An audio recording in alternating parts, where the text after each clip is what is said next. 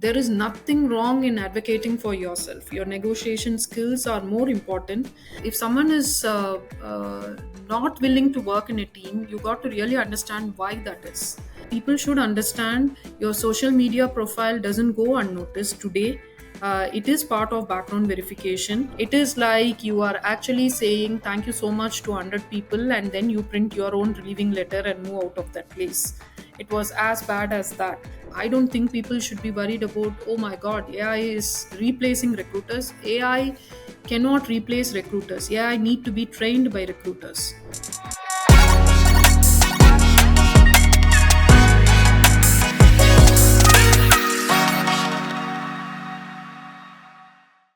Hello, everyone, and welcome to the Weekday Show. I'm your host, Amit Singh, founder and CEO of Weekday, a hiring marketplace where job seekers can 8x their chances of finding their perfect job, and recruiters can supercharge their productivity by accessing the largest database of talent in the country. We have 80% of white collar workforce of India on our platform. Check out Weekday at weekday.works. Happy to present to you the Weekday Show, where recruitment leaders share actionable insights and answer the most common hiring FAQs, and explore the hiring process from both sides, and dissect real life interview scenarios. Our guest for today is Lavanya Nandkumar, who is the VP and Product Global Head of Talent Acquisition at Prodapt, which is one of the leading IT services companies focusing on the telecom sector, employing more than 6,000 people. Prior to Prodapt, she was the director of HR at Cognizant. She was with Cognizant for around 16 years, where she started as an assistant manager of HR and grew to director level. She has also worked at a lot of other organizations, which we'll discuss in due course of this podcast. Welcome to the show, Lavanya. Thank you, Amit. Thanks for that comprehensive narration. Happy to be here. All right. So, Lavanya, basically, in this today's episode, we'll structure the conversation in three segments. The first is the rapid fire questions, where we'll have like fun and fast questions about hiring. The second one will be deep dive, which is more fluid in nature, where we'll talk about your recruitment journey. And the third is hire or pass, where we analyze real life interview scenarios and what would the recruiter decide in these scenarios, which is very different from what uh, from the other side of the Right. most people who are listening to this would be on the interviewee side, and then would not have the sort of insight into how exactly would a recruiter think. So that's the structure. Let's start with the rapid fire round. Sure. All right. So, Lavanya, what's the most creative way a candidate has ever tried to stand out from the crowd? What comes to my mind immediately is someone actually printed a booklet which was running into 45-50 pages, carrying their childhood hobbies to what things they have painted, to all the way to their certificates and everything. So 45-50 pages of resume, you cannot afford to miss the candidate, and you really need to take it and look into what the person is trying to do in life. But was that a positive thing or a negative thing? Of course, I would not relate it to positive thing in today's scenario, because you see half-page resumes coming from freshers, and people really do not want to tell everything about you in an assessment, and that is good enough and relevant as well. So, a booklet of 50 pages is definitely a no-go. That's not the right way to stand out. But at least someone stood Yeah. out. All right. The next one. What's the most useless skill listed in a resume that you have seen? Okay, I will not say useless, but quite some of the skills really make you smile when you go through the resumes. For example, bird watching, handwriting, cursive handwriting, uh, origami. Then someone writes that they can record songs well. That's a skill. So I do not know how some of these will be relevant when they apply for a job, and why do you have to fill that as part of your resume is something I'm curious about. In fact, those certain skills, I really ask them, I mean, why do you put it on your resume? Are you so passionate about it? So people generally say, some of them really say that they want to showcase what they have outside the job. So, like things like cursive writing, these were skills that were very, very important to us at some point. Some point in time. Yeah. And yeah, I do not know how that will be relevant in a corporate world today. Yeah. All right, the next one. Which interview question do you find most overrated, and what would you ask instead? Okay. I think the first question that most of the recruiters ask, tell me something about yourself. I think Yeah. that is definitely something for decades, for it's ancient now. Because I would probably think someone has already taken time to list so many things in the resume. You have read through the resume, and today you have every other platform to understand whom you are interviewing, whom you are meeting. After that, if you're going to again ask this question, the certain answer is people are going to repeat what's there in the resume. So I would say instead of asking that, you can always ask, tell me something which is not there in the resume that I should know about you, right? Uh, You can still know the person through Facebook, LinkedIn, whatever social medias that is available today, Insta and other stuff.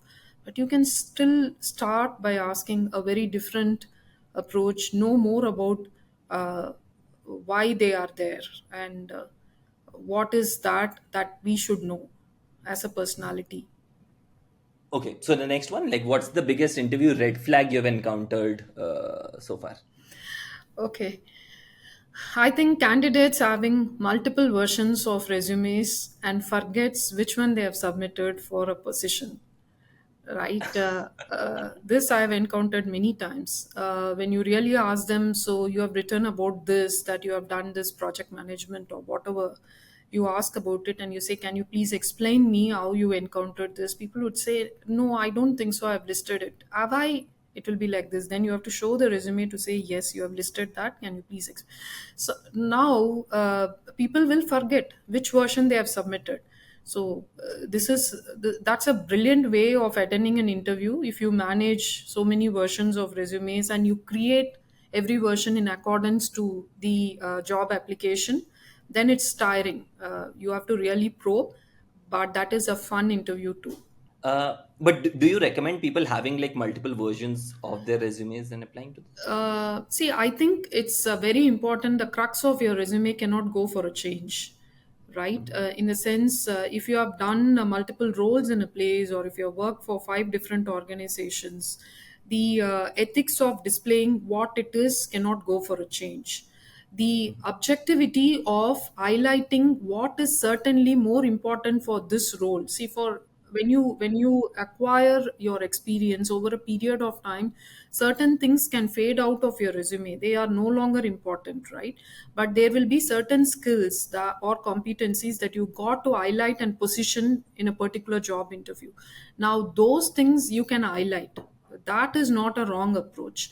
But if you're trying to position it in such a way that you are positioning something which you have not done, if it is truth, why would you have to remember that? You are Yeah. automatically going to say that, right? But if you have posted that in your resume and you can't narrate what it is, then you are giving a signal to the recruiter something is wrong with me. All right. The next one. Have you ever had a strong candidate bomb like a simple question, or just not do well on a simple question? And what question generally do people get wrong? Quite a lot of strong candidates, I think, actually go all around the place for two questions mostly. One is, why are you making this job switch? People who are extremely strong technically and capability wise really go around. I mean, one, they cannot articulate what is the exact reason why they are making this job switch. So they may actually go all over the place that your 45 minutes of such a crucial conversation, you will be wondering, is this the person who was actually talking to you? Because they do not want to really tell you the reason why they are making that job switch. So it can actually put off a strong candidate. Mhm. One is that, and two is, people sometimes narrate things like, if you can give me an experience of a particular transaction, how did you manage this tough customer, how did you handle such a large volume? If they have not handled it, but they have overseen it, then the details will be thoroughly missing, and that will make the entire positioning go wrong in the eyes of the recruiter. So, like a follow up on the first one that you mentioned, which is like the reason why people are switching. So for a lot of people, the reason is they want more money. So is it fine for someone to mention in an interview that yes, I'm looking for a switch because I'm not happy with the compensation of my current organization? See, I think you have to exhibit your negotiation skills. If you are the advocate for your own resumes. So if you are really moving or switching jobs for the sake of salary, why not advocate that properly? Right? There is no harm in doing that, Yeah, but you should be confident and you should be aware of what is the market offering and why are you certain about the fact that you are not paid at the benchmarking levels, yeah. and then advocate that properly. Not that you throw a 70%, 80% over and above if you're already at the higher end of the market figures, Mhm. and then ask for a 70, 80% quoting that you're moving. Mhm. So there is nothing wrong in advocating for yourself. Your negotiation skills are more important, and I think it's very, very important that you do that very well. So, like, I think so. Just as a thing, I think a lot of people's why they don't answer that the question that why are you moving directly is because the answer is that they're looking for more money, but they don't want to say that in the first interview. They want to get to the negotiation stage. See, sometimes it is more money. Sometimes the reasons are not vivid to them. They really want to switch because maybe they are not in a comfortable zone. Maybe it can be for a very silly reason or a simple reason. They do not know someone, or the travel, the commute is not comfortable. Right? It can be any of, but how would you say a very simple reason for such a major decision? So your recommendation is mention that simple reason. It's Yeah, whatever be it. So sometimes people say I took a break because I wanted to help my wife during her maternity, and I think it's simply superb. It's brilliant. No one can actually question you, why did you take a break for 4 months when your wife is going through pregnancy? It is she who's going through. Why do you have to take? Maybe the support system was not good enough. Maybe someone needs to be around. Maybe it was a complicated pregnancy. But if you are making it so very open, and in today's scenario where recruiters want to connect very personally with candidates to understand them better, it's good to state that properly, right? yeah. All right. Thank you, Lavanya. Let's move on to the next section, hire or pass, where I'll give you a few interview scenarios. Like this kind of persona comes to you as an interviewee. Uh, would you hire, which basically means yes, or pass, which basically means no? Sure. So the first one is lone wolf. So someone who's technically very proficient, but does not like working with a team, does not like going to meetings. How would you consider this person as like a strong candidate, or would something? Now, if the person is technically strong and if there are roles matching where there can be an IC, yes, possibly. Why not? But not all the time an individual contributor has the option to grow alone. You got to work in teams at least in some part of your career, because that's still a learning. And if someone is not willing to work in a team, you got to really understand why that is. Maybe they are not given the exposure. Maybe people will feel normal after starting to work in a team, but I will still go ahead and hire the person if a role exists, and that is individual contribution. Yeah. Career switcher, so someone who does not have the exact set of skills in the same industry but has worked on a similar thing in a completely different industry and is looking to make a switch from that industry to the one that you're hiring for. Is that, would you consider that as a strong weakness, or like something someone you should reject right away, or is it someone who can be hireable? See, this cannot be generalized. We have hired people from different industries in the past as well. Not that people will come from similar industry. People have come from different industries, but the kind of skills is very important here. There are some non-negotiable skills where people really got to be hands-on with these skills. In those areas, it's a clear no. You cannot hire them because you are going to service the end customer. But whereas there are skills where people come from very different industry but they can still adapt over a period of time, yes. Okay, so the answer is depends on context. Yes. All right, the next one, higher a path, the job hopper. So someone who has changed a lot of jobs in their recent past, stints not more than like a year. Is that frequent job hopping a hire or a pass? Like, some is that just reject right away? See, frequent job hopping for how many years? If it is last two Let's jobs let's say for three last three jobs, all stints are less than 1 year, and the someone is, let's say, less than 5 years of experience. okay, then that is a serious contemplation. It's definitely not a straight yes, because if someone is restless in the first 5 years, because that's a prime years for learning. Yeah. And of course, yes, if you are in a first job for a brief period and then you are moving to a different job for whatsoever reason, because the first job is a very different scenario for everyone, right? People would have chosen a job outside of their location, and maybe they are not able to survive in a new location, and for that reason, if they are switching job, it is fine. But it can't be all the first three jobs can be an issue for you, and you stay there for less than a year is a signal of restlessness, is possibly a signal of compensation issues, or it can also be issues of personality. So it would not be a straight no, but a serious contemplation is required.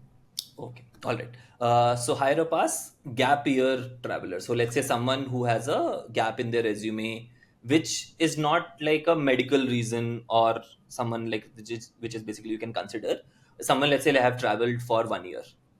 Is that a strength or a weakness? It is still fine as long as they are fresh, relevant, active. They have not lost their experience in terms of they are out of touch. If they are for a brief period, because there are returning mothers, people who have taken breaks for maternity, for parenting, and then come back after 6 years because my child has started going back to school and I'm not working at home, but they are postgraduate engineers, technically strong, they brush up. In fact, we help them to brush up their skills. We put them across into simulated kind of projects and then place them with clients. People have really fared very well. So I think breaks are okay. People take breaks to do higher education and then come back. But while they are taking breaks, be it personal, be it professional, whatsoever ambitious reasons, it's very important to stay abreast of what's happening in that industry and keep your skills sharpened. That's all. But and the break should be relevant as well. It can't be that you choose to go into Olympiads for 5 6 years as an athlete, and then you take a 3 year break, then you go back to Olympiad, and then you want to come back to corporate. I mean, it has to be very relevant why you are taking breaks, and if it is for a very correct reason, it is fine. All right. So the next scenario, higher up as social media oversharer. So someone who, let's say, has like strong political or religious beliefs and is not shy to sort of post it on their social media as well. And it generally is, let's say, leads to, like, if not controversial, leads to multiple discussions in the comment section, etc. Is that something that is like a right away red flag, or is it something that you can sort of oversee? See, I think it also depends on the intensity of the postings that they are doing and what is the context here. Because all of them really know today nobody is hired without a background verification. And all background verification vendors really go around starring the social media profile as well of the particular candidate. While they are doing that, people are also sensitive that they are being employed. You represent a brand when you hold the tag of that brand, and when you display that you are so and so in this particular brand. Now, outside of that brand, whatever you do, it is fine. But if it is definitely contradictory to the beliefs of and the objectives and the value system of the organization, right, it is a red flag. The BGV vendors do raise a red flag, stating that there are very insensitive comments being posted in some of these handles, and so it doesn't go unnoticed. Whether we take an hiring decision based on that or not is a different thing. Mhm. But people should understand your social media profile doesn't go unnoticed today. It is part of background verification, and in some cases it is also part of securities aspects as well. It also goes through anti-terrorist checks. It also goes through these kind of contradictions and sensitive postings, social media checks. it goes through a lot of other security handles as well, right? So it is not a single window hiring decision any longer. So if you are a candidate subjecting yourself to a corporate employment, you got to be sensitive about what you're posting, whether you are representing a brand or not representing a brand. Great, Lavanya. Thank you so much for this. Let's move on to our final section, which is where we deep dive into your journey. So, Lavanya, let's talk about your journey post B school, like, and how you got into HR as a domain. What made you decide that you wanted to pursue this? Okay.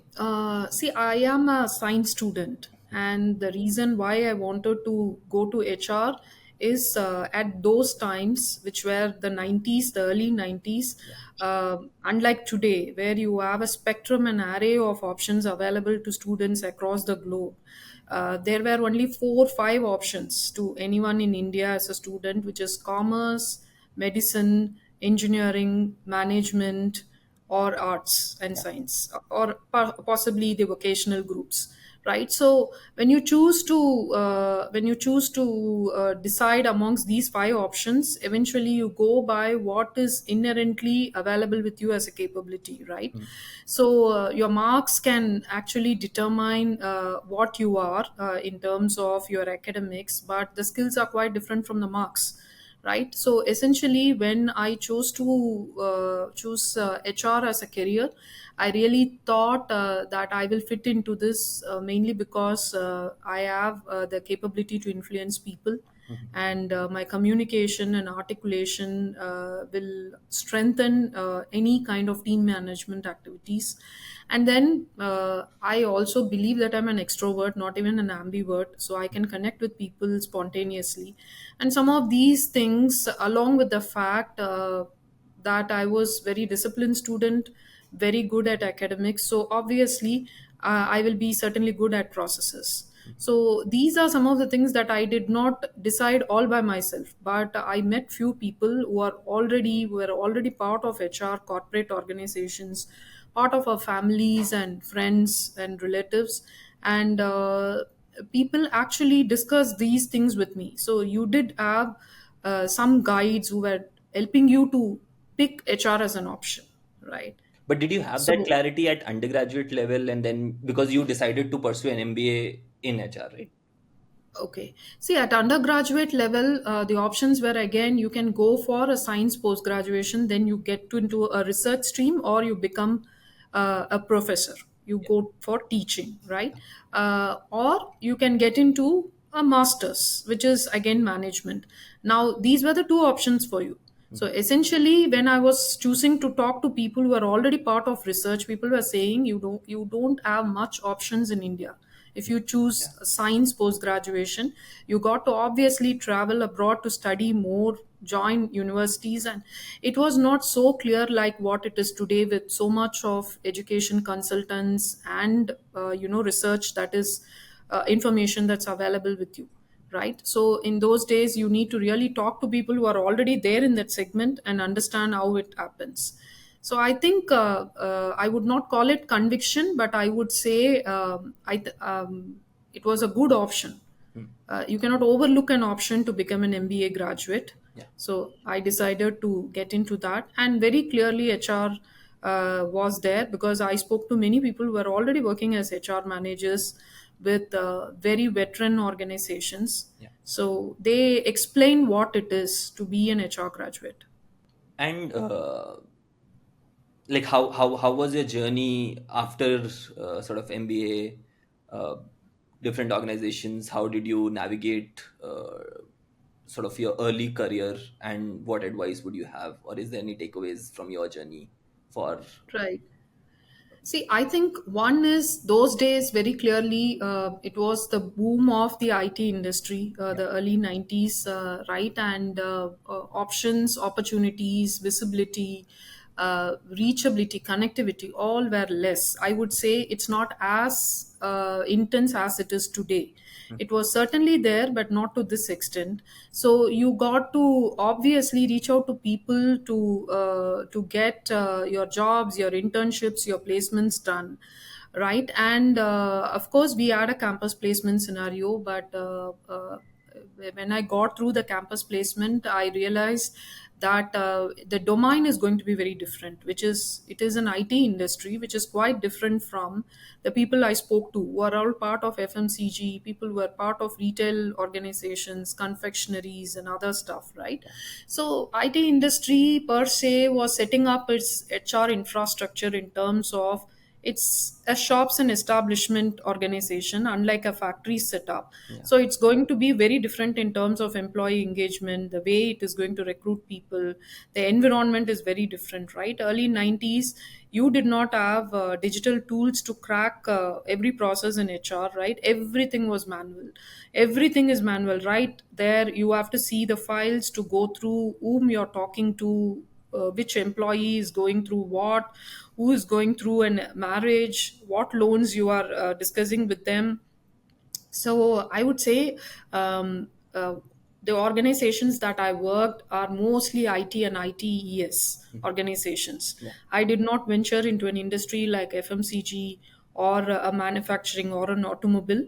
So it was mostly IT and ITES, which is a new age industry at those times, like Yeah. the AI today, right? So more exciting, more aspirational, more ambitious, and it did stuck very hard when the 2001 twin tower disaster happened, and the IT industry went for a complete recession mode. So so you join your job in 98, and in less than 3 years you go through a big phenomenon called recession. Yeah. And possibly the world has never seen recessions as a scenario ever before that. It was not even called a slowdown. People used to say the production is less, or possibly, there is less of recruiting, or the salary slashes, very very minimal of these terminologies. Then the 2001 happened, and the entire IT industry went into a collapsing situation. People were very uncertain about what's going to happen next. So, like many people were losing jobs, and HR played a very instrumental role in terms of handing over pink slips, talking to people going through various phases of their life. It was such an emotionally draining exercise. It is like you are actually saying thank you so much to 100 people, and then you print your own relieving letter and move out of that place. It was as bad as that. So it is like, Was that the case for you as well, where you had uncertainty for yes. your future? Yes, it was wiping most of the jobs because it was a huge thing, right, at that time. And the economy was crashing down. Nobody know what is going to be the next few steps. It was big, right? Yeah. No one predicted what will happen next. And for the first week of what was happening in the US, people were not even talking about what will happen in office.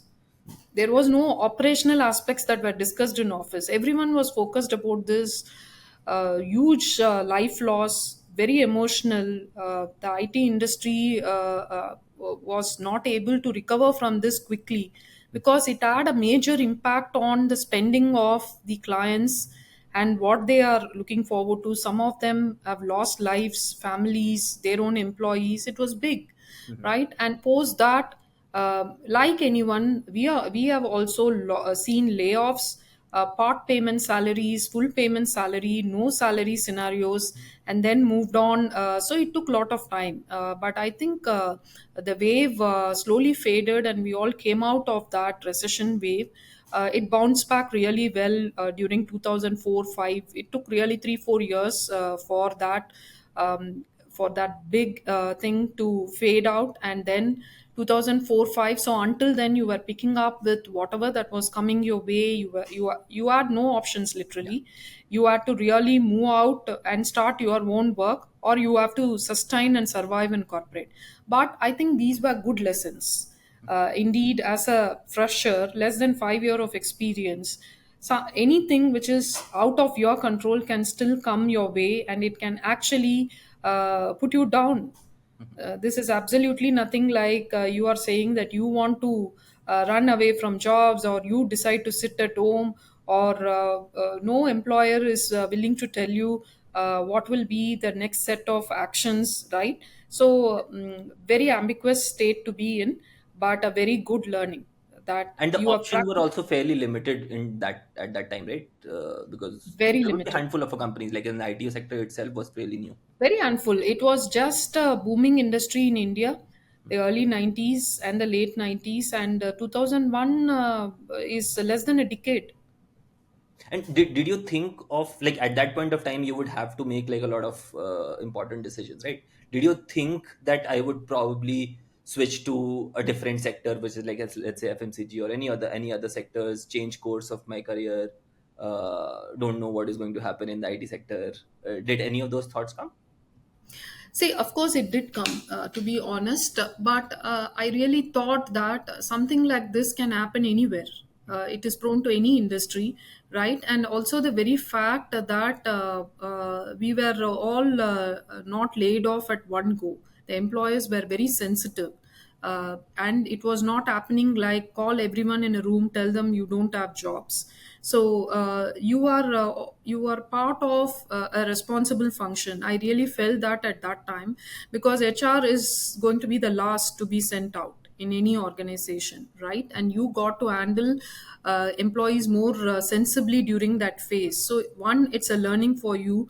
Two, you do not know what can happen to any other industry, so you can continue in the same industry and see what's happening. But had it continued for long, yes, you will be compelled to move out of the industry. But the bounce back was quick, I would say.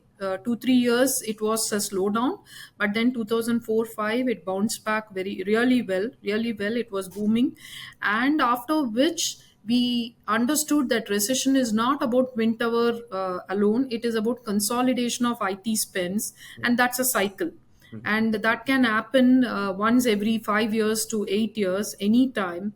And it is a phenomenon. So COVID, previous to COVID also we did have multiple recessions and slowdown, and it is a cycle, Yeah. right? So the only thing that people should be cautious about is that your own financial stability, your own resilience to wade through all these things is more important. So I think I have seen all these things. I have at least seen in the last 25 years 3 or 4 recessions. The latest one was the pandemic. This is like I keep telling my teams, Mhm. you can survive everything. You can survive everything. It's not that you will lose job only because there is no job.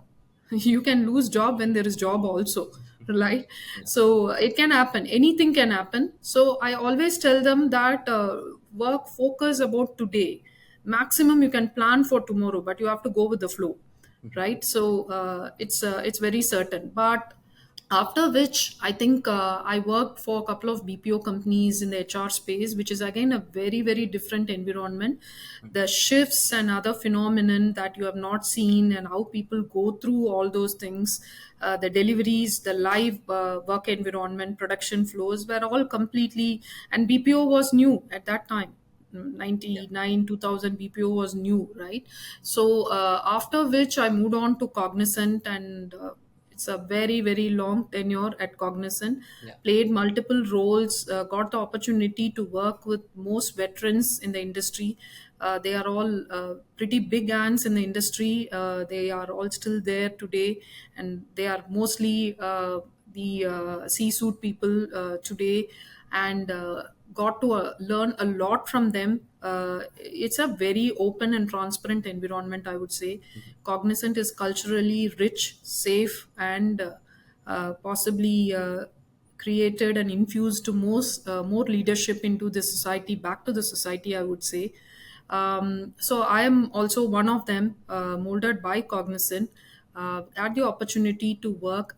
What I learned from Cognizant is the scale, the mass, the large scale operations. Even if you have to do a small tweaking in anything, you will have to really reach out to the lakhs of employees across the globe, and the multiple thousands and the hundreds of stakeholders. So I think the scale and the enormous persistence around customer centricity, I think these are the learnings that I got from Cognizant, right? And uh, you really have to work with very different set of people, and you work very closely with very senior leaders. So I think the executive presence, the capability to go well prepared for meetings, your detail orientation, all this came from Cognizant. There are no doubts about it.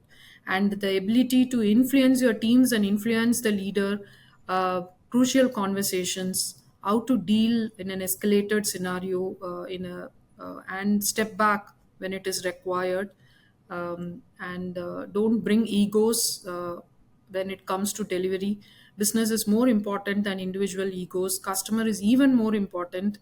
All this is being taught by Cognizant. Nobody took you to the classroom to teach this, but they gave that enormous exposure to understand how business models work, and how your internal wars amongst the various functions cannot be a deterrent to deliver for the end customer, right? Are you looking for a job? You can 8x your chances of getting one by using Weekday. How 8x? By doubling the chances on three fronts: referrals, customizing your resume, and applying to double the jobs. Weekday can help you on all three fronts. Did you know that you can double your chances of getting a job by asking referrals? You can do that via Weekday by just one click, where people can give referrals to the existing companies via the Weekday platform. The second one is customizing your resume for every role. Did you know that 60% of the applicants of a job are never seen by a human recruiter? You can double your chances by customizing your resume based on every job posted. Well, it's not feasible to do that. You can do that via AI. So, Weekdays Chrome extension allows you to customize your resume for any job. The third front is applying to double the jobs. Imagine if there was an easy apply on every careers job posted everywhere. What we allow via front end automations is that you can just click once and no need to fill multiple long forms on every careers page. Give that information to us once and utilize it everywhere else. You spent close to like 16 years at Cognizant, right? Did you feel stagnation at certain points, and then how did you, like, if you did, how did you deal with it? If you did not, what was the reason? See, of course, there is break even for any career, right? Break even for any tenure. Yeah. But when the break even comes in, if you are idle, if you are not growing, then you will feel the pinch very heavy. But Cognizant never put you in that slot. You were always busy. The 16 years, really, you did not have any single day or a single slot where you felt, I'm not doing anything. I'm not growing here. I'm not learning, or I'm not meeting people. Uh, you don't get to see that. The moment you realize that you're doing the same thing, you're feeling the boredom, you feel you are not learning, you can meet up with any senior leaders, you can catch up with anyone to understand what you want to do next, what is your liking. And Cognizant is a place with plethora of opportunities. It's an ocean, right? At any point in time, what you want to go out and do, it's always available inside Cognizant. So you will not feel stagnated, because opportunities are plenty. Only thing is, you got to understand whom you got to go and talk, and you need to really connect with people. And moving on to your current role at Prodapt, which is basically your head of talent acquisition. Like, so would love to understand what exactly goes on within talent acquisition. What exactly is talent acquisition? Okay. See, Prodapt is part of Java Group, which is a 100-year-old group, and they have been in the industry for 100 plus years.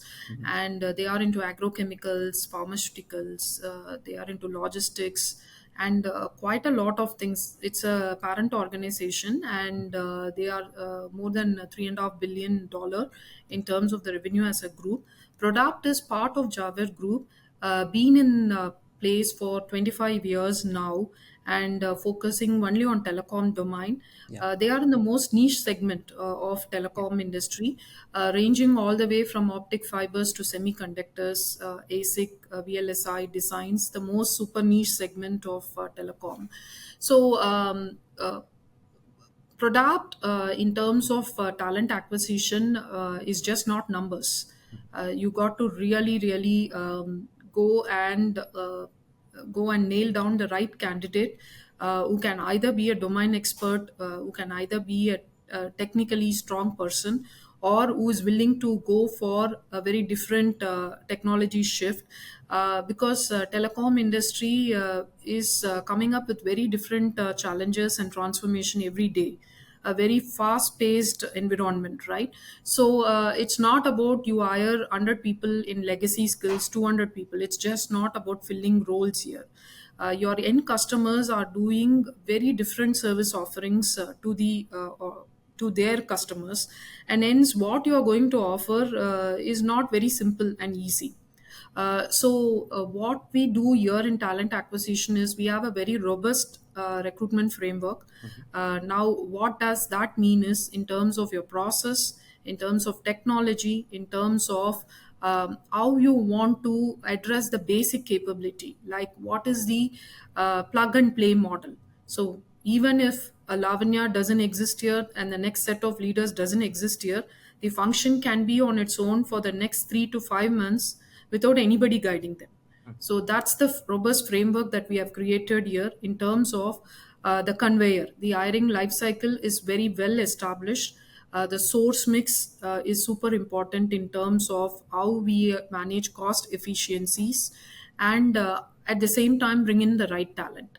Now, this is very important because some of these super niche talent are not available in plenty. The market is not Yeah. indefinite. It is a very definitive market, and you have to bring them at the right time and quickly, right? So, the ability to proactively work around the skills, we hire around 80 skills, only 15 of them are generic. Mhm. The rest of them fall into niche and super niche segments. So, and these are some of these are possibly budding across the globe right now, right?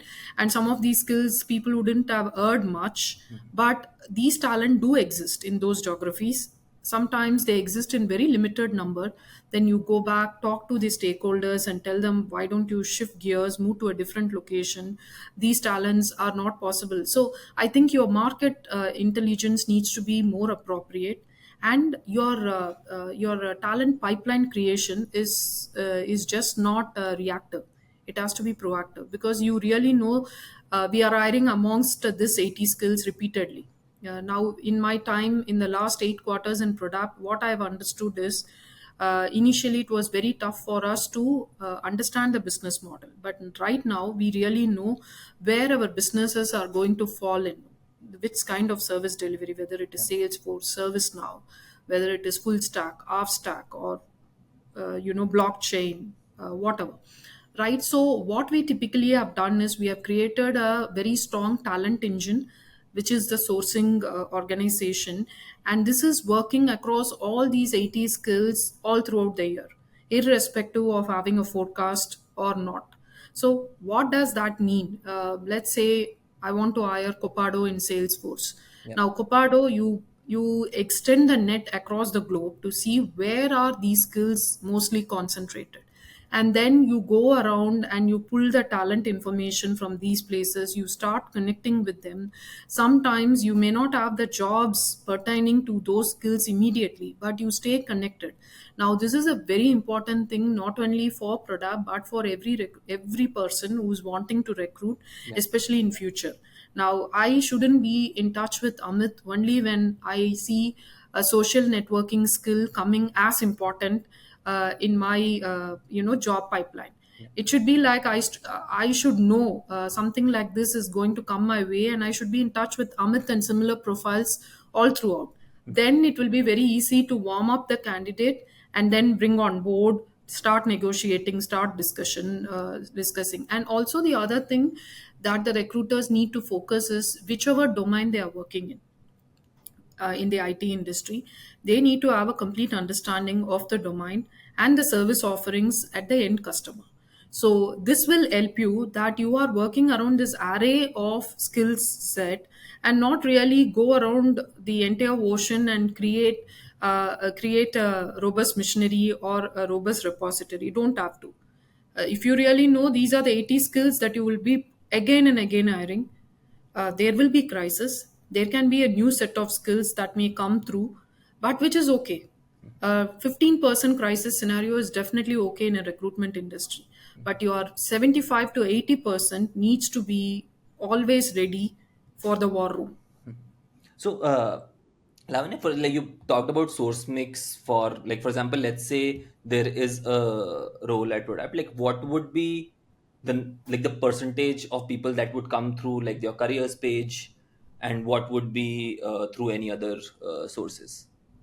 Right. See, most of the times, I think the one source, ancient source mix that all recruiters are fond of is the referrals, Yeah. the employee referral program. So, this program now it has taken a very different shape in terms of our offerings to the referrals, but the program continues to be one of the pioneer in terms of bringing in the right candidates because culturally they align. When I know somebody and I can talk more about Prodapt, I'm already selling Prodapt to them Okay. rather than selling the role. And then the recruiter has got to do a very less job in terms of selling the role, right? So referrals play a major role. So And is we that is have that the about highest priority as well? Like of all the sources, if a yes, candidate is yes. coming through a referral, that is the highest priority for a recruiter. Highest priority, Okay. followed by your direct sourcing, which is your sourcing team, which cracks the profiles that goes out and fishes from outside, irrespective of an active demand or not. Now, what happens is all the active demands we post on all the social media Yeah. handles, job platforms, uh, internal referrals, all the active ones.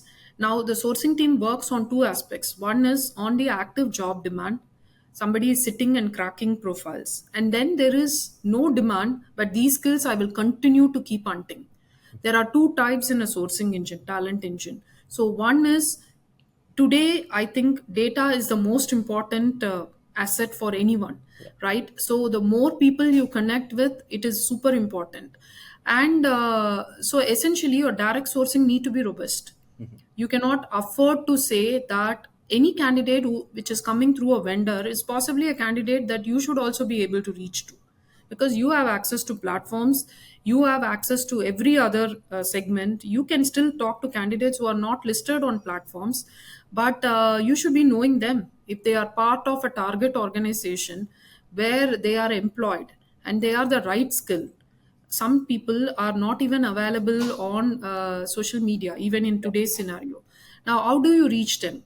Because I know Lavanya, and Lavanya knows Sunita knows Anita. It is like that. Yeah. So so when one profile which is very relevant to what you are hiring is available in social media, that is equivalent to 1,000 profiles. You can always reach out to that one profile to bring in another 1,000 people.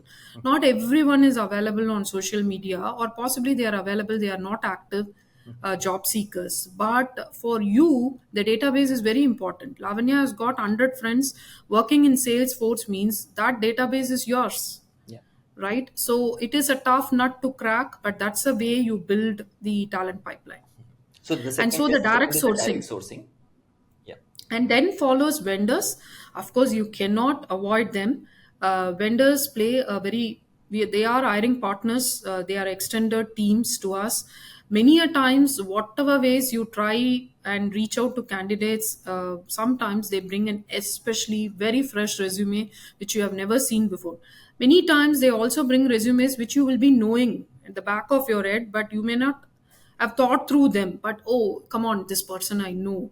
But then the vendor has brought in this. So the hiring partners play a very crucial role, and they always land between 15 to 20% of the jobs are filled through them. Okay. Of course, it is a slightly expensive one when in comparison to referrals and direct sourcing, but in many scenarios, for reasons of confidentiality or for reasons of not approaching the candidate directly, or these skills, the access is beyond your page, then yes.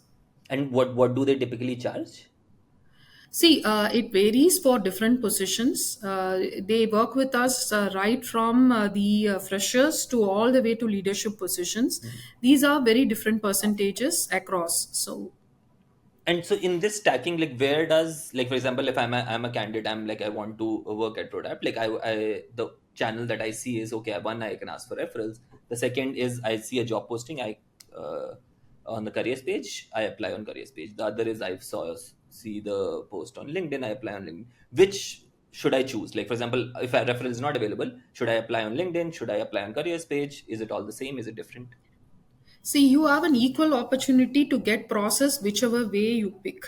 Hmm. So it's not that if you do not know someone in Prodapt, you can't apply to Prodapt, because almost all the jobs that we are posting internally for referral is picked to be posted on the social media platform. The idea here is all active jobs will go for every single avenue of sourcing channel without compromising one single aspect, right? It can be sometimes your referral clicks immediately. The chances of something getting clicked immediately is what matters. It is like fastest finger comes Yeah. first. So you cannot obviously say my referral work more better. No, it's not like that. When you are applying, and we ensure that we acknowledge every single candidate, the communication mechanism is thorough and strong today. So whatever being posted on LinkedIn or any other platforms, the processing engine, the downstream activities are clearly laid out. Hmm. So you will be acknowledged. You will get to know at every stage where your resume is. Is it in screening? And then you can wait to hear from us for the first level, second level interviews.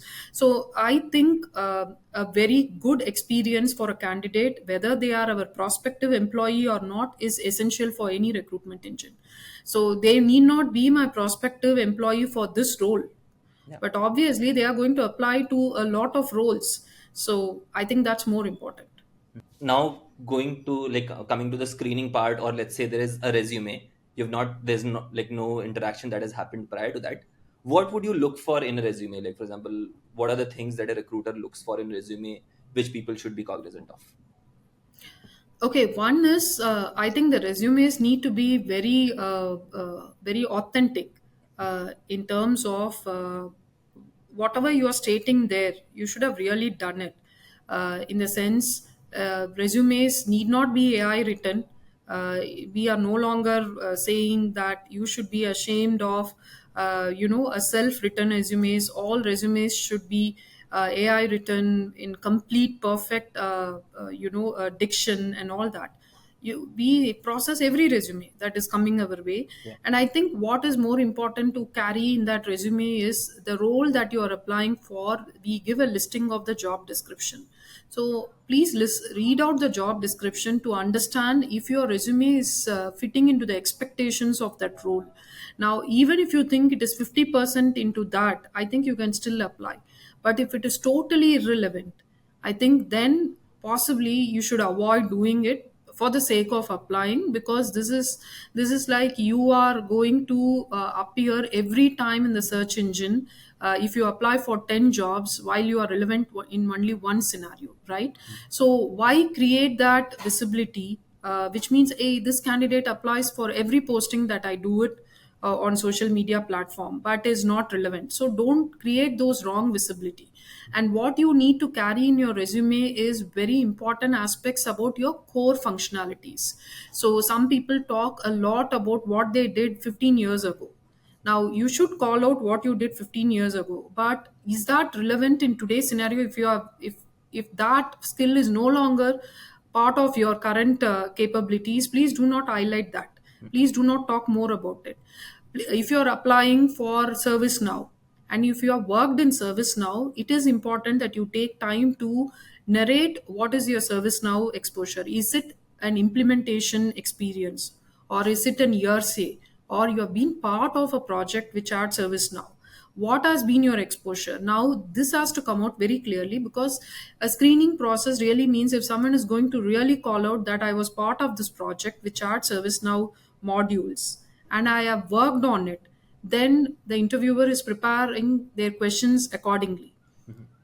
But if you're going to say that I was part of this but not part of implementation, then obviously the questions are going to be quite different from what it is before, right? So I think resumes need not be too long, need not be too comprehensive of everything that you have done in your career completely, but highlight those that are relevant to that particular job and call that out clearly in the sense of what you have done, what has been your contribution, and what has been hands on, what has been overseeing, what has been supervisory. That's very important.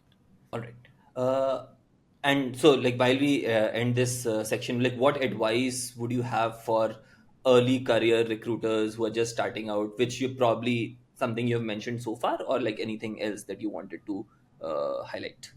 I think today the recruiters are very smart.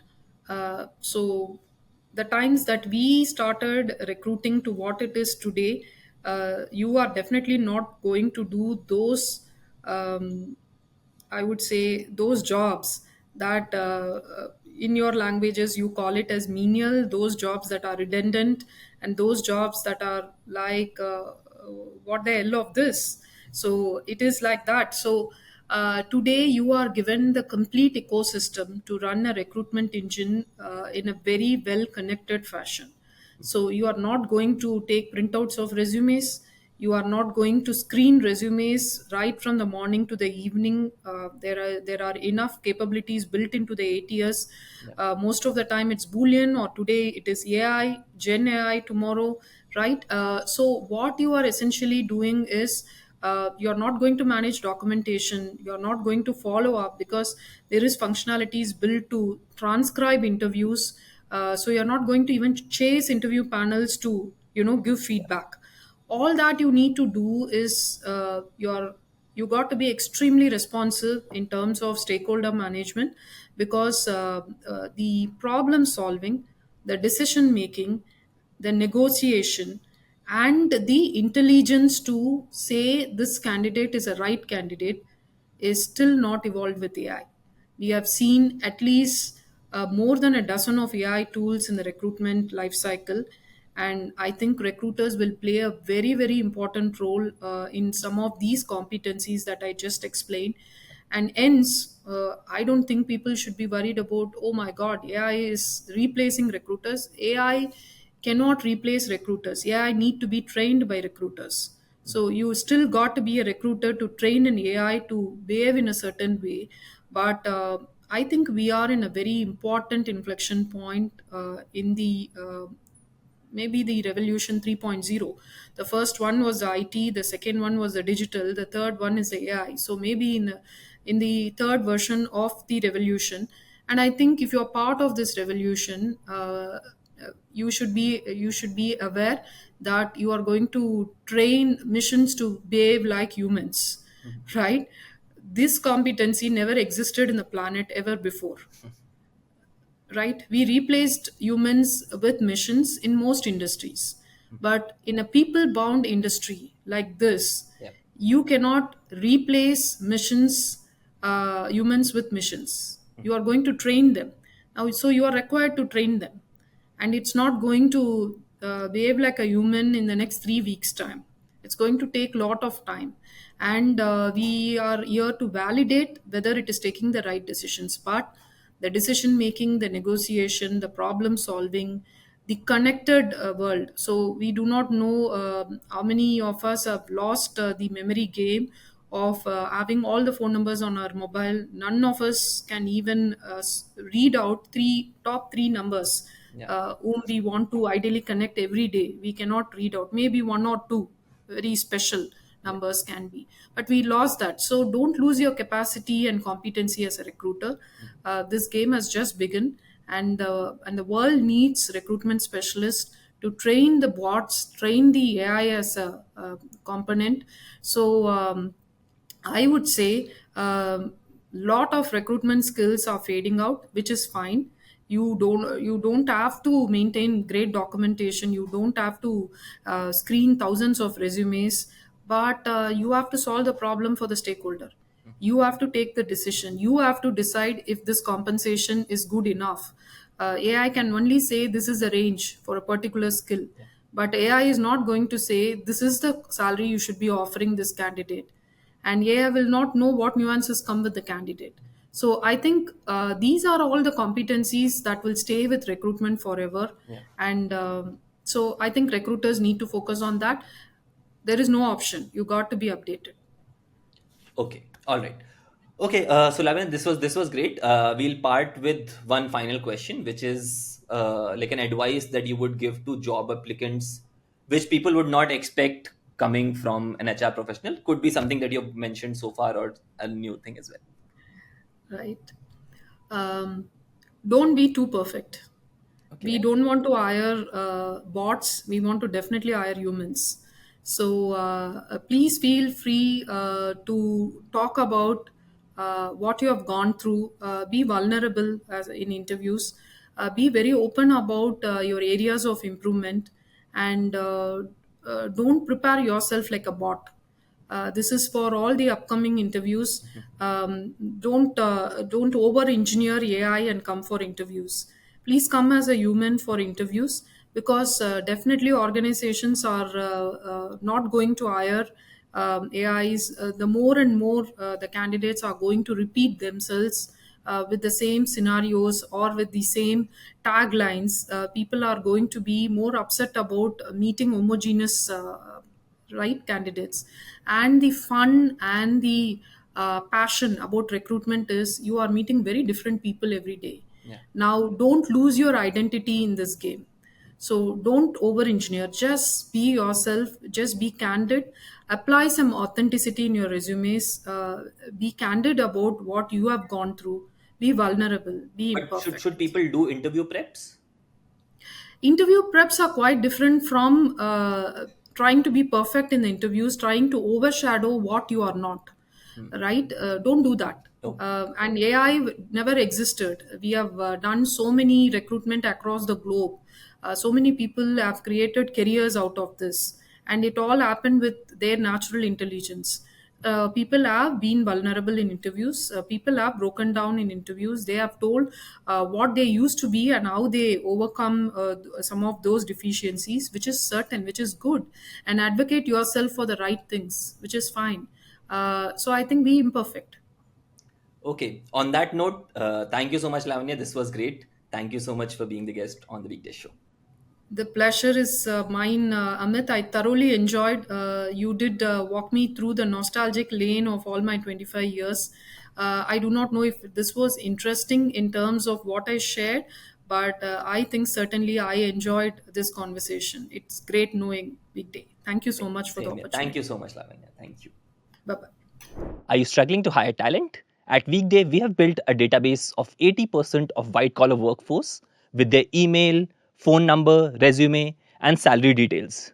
And you can send automated email plus WhatsApp plus call sequences to them. Yes, we call candidates on your behalf as well.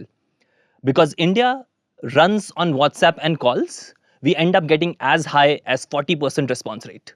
Gone are the days of sending a LinkedIn invite and waiting for days for someone to accept. Just use Weekday.